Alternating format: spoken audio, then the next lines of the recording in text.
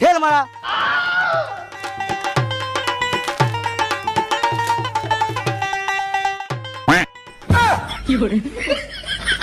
পাঁচুদা এক আঙুলে টিলছিস, ভালোভাবে টিল।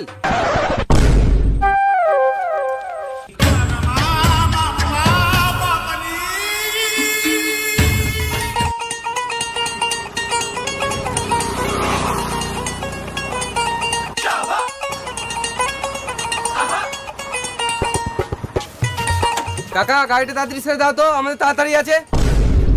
পারবো না। এই মারা পারবো না মানে? এত তাড়াতাড়ি হবে না, এটা মন্দির পেয়েছো নাকি?